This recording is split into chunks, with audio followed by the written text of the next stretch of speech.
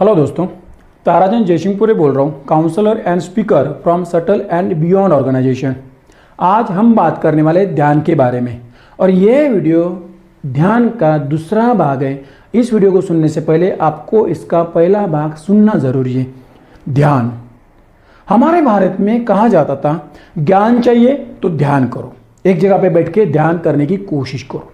और पूरी दुनिया में कहती थी ज्ञान चाहिए तो ध्यान कैसे करना, और एक जगह पे बैठ के हमें ज्ञान कैसे मिलेगा।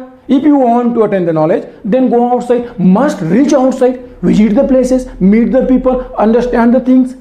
और धीरे धीरे उन्हें यह समझ में आ रहा था कि सब कुछ हमारे भीतर है।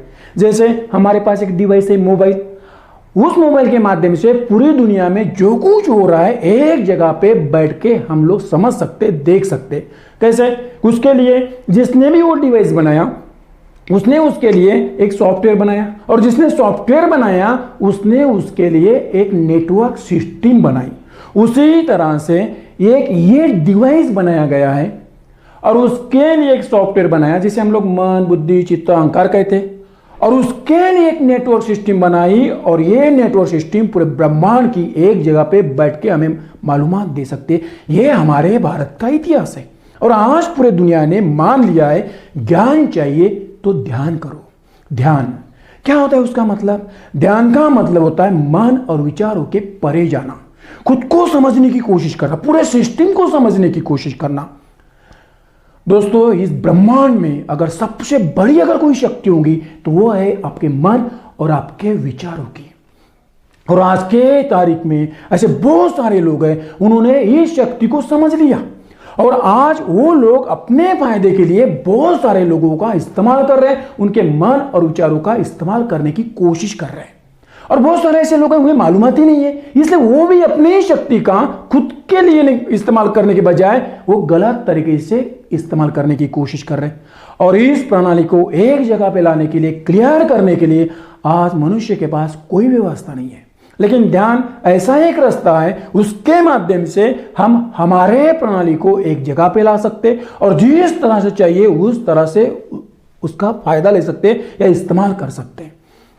दोस्तों, ध्यान एक यात्रा है और एक ऐसी यात्रा है जो सिर्फ यात्रा है, मन, विचार, शरीर के साथ नहीं है। कुछ लोग कहते हैं यात्रा मन के साथ है, विचारों के साथ है, वैसा नहीं है, सिर्फ एक यात्रा है।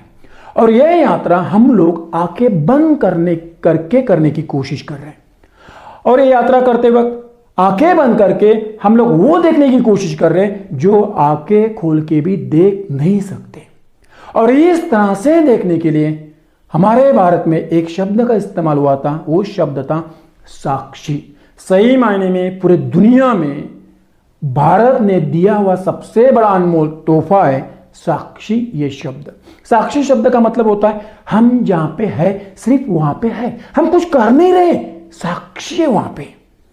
साक्षी शब्द हमारे लिए दर्पण जैसे काम करता है। जैसे दर्पण के माध्यम से हम लोग खुद को ही देखते हैं, चेहरा कैसा है, नाक कैसे, आंखें कैसे, बाल कैसे, पूरी तरह से खुद को देखने की कोशिश करते हैं। उसी तरह से साक्षी ये शब्द के माध्यम से मन किस तरह से काम कर रहा है, विचार कैसे काम कर रहे हैं, मस्तिष्क किस तरह से काम कर रहा है, अतीत में क्या क्या हुआ था, हमारे पास ऐसे कौन सी ऐसी घटनाएं, बाकी बहुत सारे समस्या है, इन सब को हम लोग साक्षी शब्द के माध्यम से देखने की कोशिश करते हैं। और जैसे जैसे देखते धीरे धीरे हमें यह समझ में आता है कि बहुत कुछ ऐसी बातें जो हमने मान ली वो हमारी है लेकिन हमारी है नहीं। बहुत कुछ ऐसी घटनाएं हैं जो बेमतलब, बेवजह हम लोग खुद के साथ रखने की कोशिश कर रहे हैं। बहुत सारे शब्द, बहुत सारे ऐसे लोग ऐसे मिलते हैं हमें वो यात्रा में कि वो कुछ भी काम के नहीं, वो घटना है, वो शब्द, वो सब कुछ, वो कुछ भी काम का नहीं। और हमारी बहुत सारी एनर्जी वहां पे ड्रेन हो रही है, गलत तरीके से इस्तेमाल हो रही है। ये हमें दिखने लगता है उस यात्रा के दौरान। सही मायने में हम लोगों ने साक्षी रह के कभी खुद को देखने की कोशिश ही नहीं की। ये बात यहां पे समझना जरूरी है। हम लोगों ने देखा है लेकिन भूमिका के माध्यम से, एक स्टूडेंट्स बन के, पिता बन के, बच्चा बन के, व्यवसायिक बन के, बिजनेसमैन बोल के, अलग अलग तरह से हमने खुद को देखने की कोशिश की है, लेकिन साक्षी रह के, एक निष्पक्ष होके कभी खुद को देखने की कोशिश ही नहीं की। यह सबसे बड़ी गलती है जीवन की। तो दोस्तों, उस यात्रा में हमें सब कुछ समझ में आता है कि पूरे सिस्टम किस तरह से काम करिए, और धीरे धीरे जैसे जैसे हम लोग देखते हैं वैसे वैसे उस सिस्टम को हम लोग डिजाइन करने लगते, और जिस तरह से चाहिए उस तरह से वो डिजाइन होती रहती है। ध्यान किस तरह से किया जाता है, कितने प्रकार होते हैं ध्यान के, ये समझना जरूरी है। यहां पे दोस्तों पहले एक बात यहां पे क्लियर करना जरूरी है। ध्यान, जैसे हम लोग सोते वक्त क्या करते हैं, सोते वक्त सिर्फ सोने की कोशिश करते, कुछ करते नहीं, सिर्फ सोने की कोशिश करते, जो कुछ हो रहा है होने देते। कुछ याद आ गई, कुछ घटनाएं समझ दिखने लगी, या सडनली कुछ हुआ तो होने देते, लेकिन धीरे धीरे हम लोग उस गहराई में, नींद की गहराई में जाने की कोशिश करते। उसी तरह से ध्यान करते वक्त कुछ करना जरूरी नहीं, सिर्फ होने देना जरूरी है जो भी हो रहा है। यहां पे एक बात क्लियर करना जरूरी है। बहुत सारे ऐसे लोग हैं जो बार बार बताने की कोशिश करते हैं कि ध्यान करते वक्त कुछ करना जरूरी नहीं है, और ऐसे भी बहुत सारे लोग हैं जो ये बताने की कोशिश करते हैं ध्यान करते वक्त ये नियम है, ये विधि है, यहां पे ध्यान लगाओ। तो एक कंफ्यूजन आता है कि ध्यान में सही में कुछ नियम है या कुछ करना नहीं है। अगर नियम है तो वो क्या बोल रहे हैं जो कुछ करना नहीं है, और वो अगर बोल रहे तो विधि कहां से आ गई। यहां पे एक बात क्लियर करो, जैसे हम लोग नदी पार करते वक्त एक किनारे से दूसरे किनारे तक जाने के लिए हम लोग नाव का इस्तेमाल करते हैं। पर्पस क्या रहता है, वहां से वहां तक जाना है, लेकिन वहां जाने के बाद अपने आप नाव छूट जाती है। उसी तरह से जो भी विधि है वो एक प्रकार सीढ़ी का काम करती है। तो इतना ही क्लियर करो, यहां पे कुछ करना है, लेकिन वहां तक पहुंचने के लिए एक्चुअल में ध्यान के लिए कुछ करने रहे, सीढ़ी का इस्तेमाल कर रहे वहां तक पहुंचने के लिए।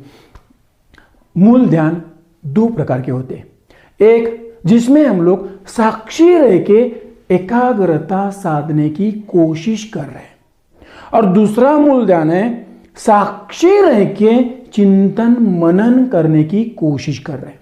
लेकिन जो पहला प्रकार है साक्षी रह के एकाग्रता साधने की कोशिश कर रहे हैं, इसमें 4 प्रकार के ध्यान होते हैं।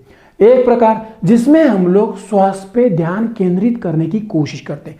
श्वास आ रहा है, श्वास जा रहा है, लेकिन किस तरह से आ रहा है, इंटेंसिटी क्या है, कहाँ कैसे आ रहा है, ये देखने की कोशिश नहीं करते, और उस यात्रा में इस तरह से इंटरफेयर करने की कोशिश भी नहीं करते। सिर्फ साक्षी रह के श्वास पे ध्यान केंद्रित करते, और श्वास जा रहा है, श्वास आ रहा है, उस तरह से सिर्फ देखने की कोशिश करते। उसी तरह से दूसरा प्रकार इसमें हम लोग ध्वनि पे ध्यान केंद्रित कर रहे हैं। ध्वनि का मतलब आवाज, इसमें मंत्र भी आता है, कुछ नाद, कुछ संगीत, उस पे हम लोग ध्यान करने की कोशिश करते।